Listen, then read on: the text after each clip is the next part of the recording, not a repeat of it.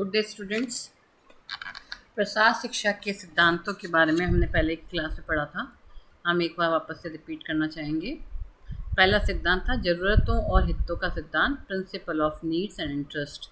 जो भी प्रसार शिक्षा है देनी है हमें, जिस लोकेलिटी को या जिन लोगों को देनी है, हमें उनकी आवश्यकता और उनकी रुचियों का ध्यान में रखना होगा। सेकेंड है सांस्कृतिक अंतर का सिद्धांत, प्रिंसिपल ऑफ कल्चरल डिफरेंस।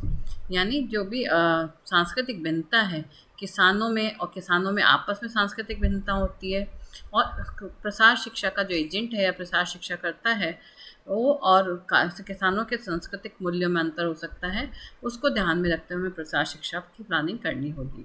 तीसरा सिद्धांत आता है मूल संगठन का सिद्धांत, यानी जो ग्रास रूट लेवल पर जो संगठन काम करते हैं गाँव में, हमें उनकी आवश्यकताओं और उनकी जो रुचियों का ध्यान में रखना होगा, तभी हमारा प्रसार कार्यक्रम सफल रहेगा।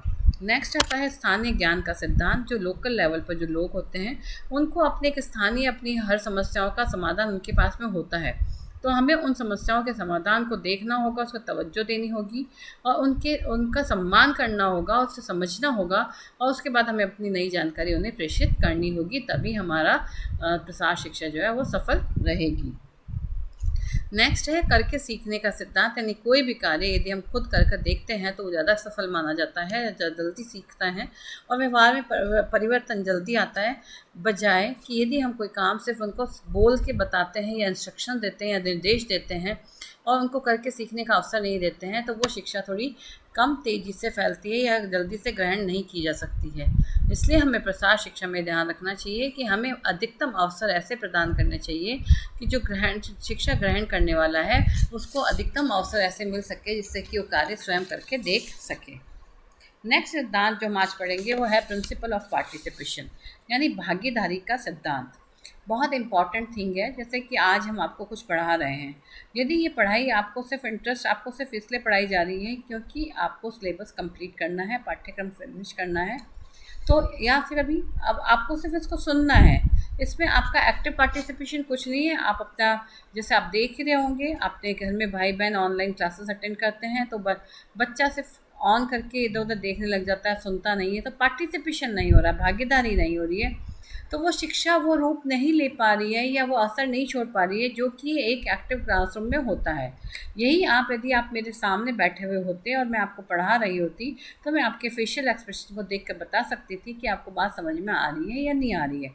ऐसे ही यदि हम प्रैक्टिकल वर्क करते हैं तो क्लास में आप यदि वहाँ पर कॉलेज में महाविद्यालय में यदि आप उपस्थित होते हैं और कोई काम आप स्वयं करके करते हैं और खुद का पार्टिसिपेशन होता है, खुद बोलते हैं, क्लास में भी एक्टिव जैसे समझ में आया क्या, कौन समझाएगा, इसका आंसर दीजिए, तो ये आपकी भागीदारी है। तो भागीदारी जहाँ होती है वहाँ सफलता निश्चित होती है।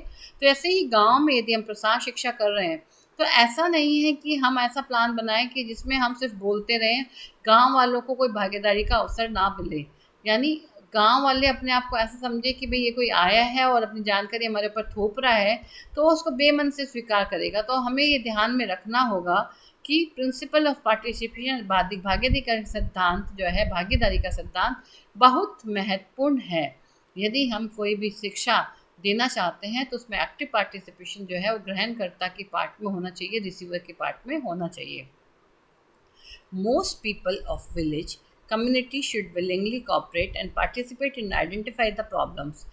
गांव की जो भी समस्या है, जो भी लोग हैं, समुदाय है, वो जो है कोई भी समस्या को समझने में, उसको पहचानने में हमारा सहयोग करे, विलिंग होना चाहिए। ऐसा नहीं होना चाहिए कि हम उनकी समस्या समझ रहे हैं और हमें उन्हें समाधान बता रहे हैं, उन्हें अपने साथ में मिलाकर हमें उनसे बात कर ये पूछना चाहिए कि भाई आपको इस गांव में क्या समस्या है, या आपको क्या लगता है कि किसके बारे में ज़्यादा ज्ञान दिया जाना चाहिए। यदि हमें 10 दिन ट्रेनिंग के लिए कुछ भेजा जाता है तो आप क्या सीखना पसंद करेंगे, तो हमें ये चीज़ उनके ऊपर छोड़नी है। ऐसा नहीं है कि हम उनके ऊपर फोर्सफुली उनके ऊपर दबाव डालें कि आपको ये सीखना होगा। Planning of projects for solving the problems and implementing the projects in getting the desired results। यदि हमें वांछित या इच्छित रिजल्ट परिणाम चाहिए तो बहुत ज़रूरी है कि हमारा प्रोजेक्ट जो है, जो हम योजना बना रहे हैं, जो भी, वो ऐसा होना चाहिए जो उन लोगों की समस्याओं से संबंधित हो और उनकी समस्याओं के समाधान की तरफ एक कठोर या एक अच्छा कदम साबित हो।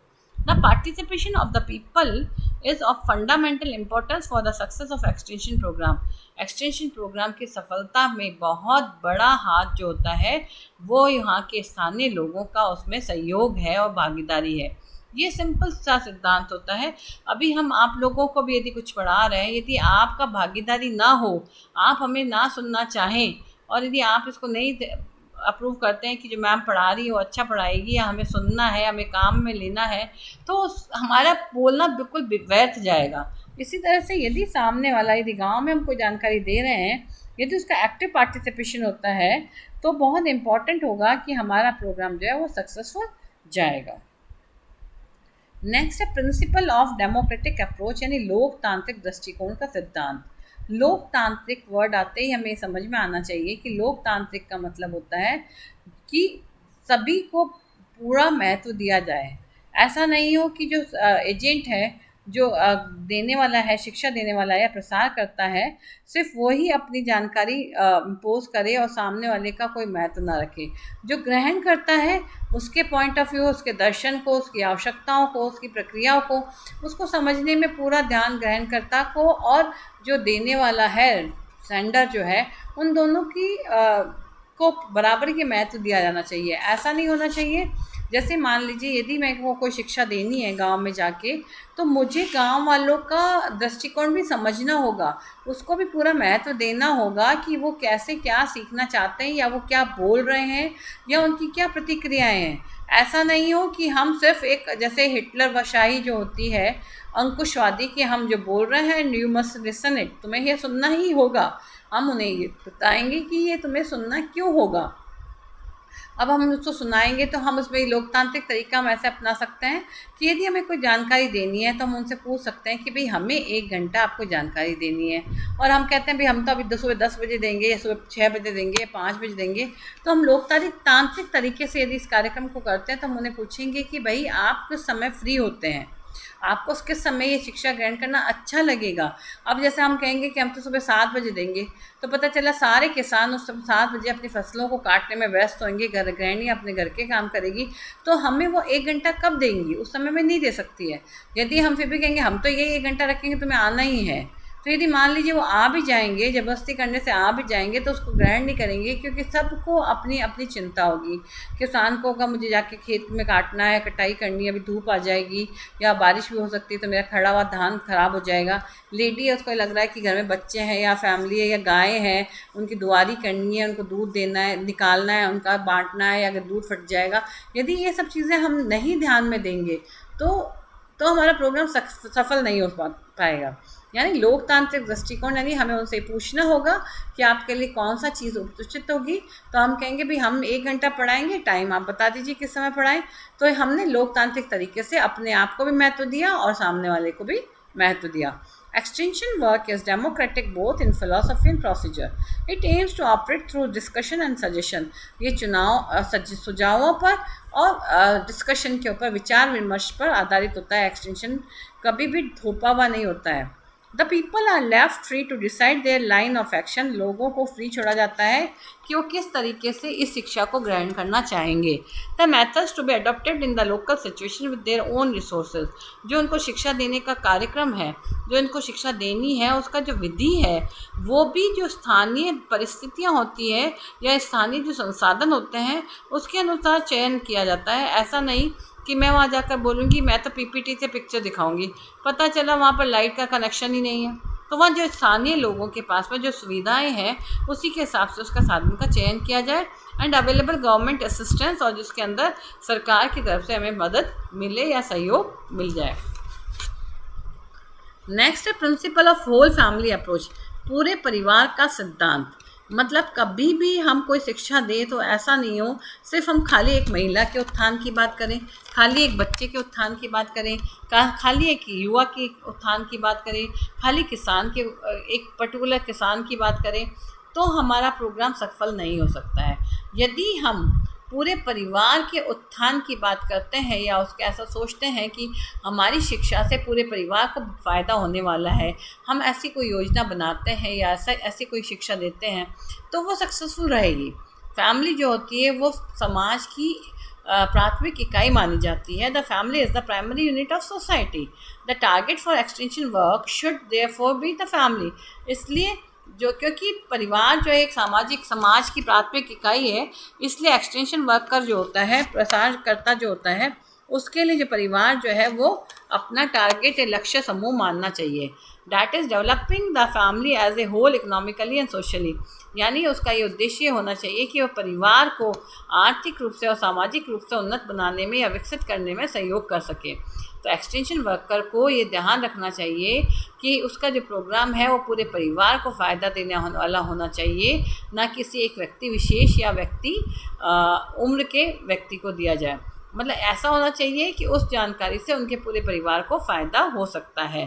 तो ये बहुत बड़ा इम्पॉर्टेंट प्रिंसिपल है कि पूरे परिवार का सिद्धांत, यानी परिवार को एज ए होल देखा जाए, एक यूनिट की तरह देखा जाए और उसके आर्थिक और सामाजिक उत्थान के लिए जो कार्यक्रम बनाए जाए तो वो सफल होंगे।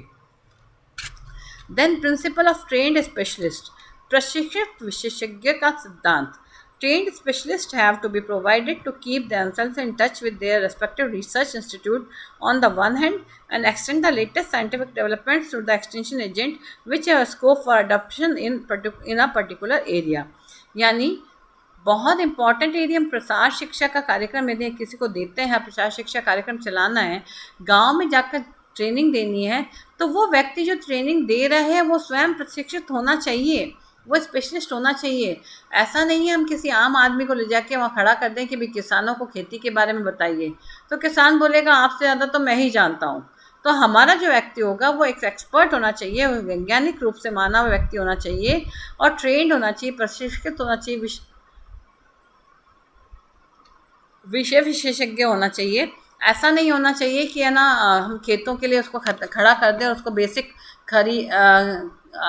खरीफ की फसल के बारे में जानकारी नहीं हो, उसको स्थानीय यहाँ पर क्या उत्पादन होता है उसकी जानकारी नहीं हो, सिंचाई के साधनों की कि यहाँ पे कौन से साधन का प्रयोग होता है उसकी जानकारी नहीं हो। तो जो विशेषज्ञ होगा हमारे पास ट्रेंड होना चाहिए कि इस तरह की समस्या आ जाएगी तो उसका क्या समाधान है। यदि हम गांव में जाके बच्चों के बारे में, हाइजीनिक कंडीशंस के बारे में उन्हें कुछ बता रहे हैं, तो वो ऐसा ट्रेंड होना चाहिए कि वो बच्चों को देख के कह सके कि आपका बच्चा माल नरिश्ड है, आपके बच्चे में कौन सी कमी है, आपको कौन सा न्यूट्रिएंट देना चाहिए, स्थानीय तरीके से आप कौन सा दे सकते हैं। ऐसा हमारा विशेषज्ञ होना चाहिए और यही विशेषज्ञ होता है जो हमारे प्रोग्राम को सफल बनाने में महत्वपूर्ण भूमिका अदा करता है। नेक्स्ट है प्रिंसिपल ऑफ लीडरशिप, नेतृत्व का सिद्धांत। बहुत इंपॉर्टेंट से थिंग है। यदि कोई भी, आप देखिए आपकी क्लास को यदि हमें कंट्रोल करना है, नियंत्रण करना है, तो हम क्या बनाते हैं, क्लास मॉनिटर। आप बचपन से देखते आए हैं क्लास मॉनिटर होता है। क्लास मॉनिटर का काम क्या होता है, आप लोगों को डिसिप्लिन रखना, अनुशासित रखना। यानी यदि मुझे आपकी क्लास को कुछ कहना है तो मुझे सारे बच्चों को अलग अलग से कहने के बजाय मैं सिर्फ एक बच्चे को कन्वे करूँगी, वो बच्चा बाकी लोगों को कन्वे कर देगा। ये होता है नेतृत्व, लीडर हम चुन लेते हैं। तो ऐसे ही गाँव में हमें यदि प्रसार शिक्षक जा रहा है, एजेंट जा रहा है वह एक्सटेंशन एजुकेशन का, तो उसके स्थानीय नेताओं के बारे में, लीडर्स के बारे में, लोगों के बारे में ऐसी जानकारी होनी चाहिए कि गांव के लोग किसकी बात को ज़्यादा ध्यान से सुनते हैं, किसकी बात को तवज्जो देते हैं और वो किस तरीके से सब लोगों को बुला लाता है या समझा सकता है, ये उसकी जानकारी होनी चाहिए। जैसे यदि हम किसी लोगों को कहते हैं कि हम आपके पास में ये काम करने के लिए आएंगे, सिखाने के लिए आएंगे, आप 10 लोगों को इकट्ठा करके रख लेना, तो उन 10 लोगों को इकट्ठा करने के लिए हमें एक ऐसा व्यक्ति तलाशना होगा ना जो 10 जने उसकी बात माने। यदि हम किसी एक बाहर के व्यक्ति को बोलते हैं कि जाओ गाँव के 10 लोगों को इकट्ठा करो, तो वो लोग नहीं इकट्ठे हो सकते हैं। हमें स्थानीय उसी गाँव के जमींदार को या किसी और व्यक्ति को, ऐसे जो विशेष भूमिका अदा करता है, हम उसको सेलेक्ट करेंगे, नेता का चयन करेंगे, तो वो जल्दी से उन लोगों को इकट्ठा कर पाएगा। और क्योंकि हम उस नेता को जानते हैं तो उसके साथ आने वाले लोग हमारी दी हुई बात को भी अच्छे से सुनेंगे। तो इसलिए बहुत इंपॉर्टेंट है कि हमें नेतृत्व का सिद्धांत को फॉलो करना चाहिए। Leadership traits are to be develop in the local people. आम जो सामान्य लोग होते हैं उनके अंदर हम नेतृत्व की भावना को विकसित करें, उनमें गुणों को विकसित करें, उन्हें पहचानें कि कौन नेता बन सकता है या कौन इनको फॉलो कर सकते हैं, कौन लीड कर सकता है। इन सब चीज़ों को हमें ध्यान होना चाहिए और उसके हिसाब से हम जो भी हमारी सिचुएशन, परिस्थितियाँ होती हैं, उसमें हम अपने आप को चेंज करके उन लीडर के माध्यम से आप सफलता को ग्रैंड कर सकते हैं।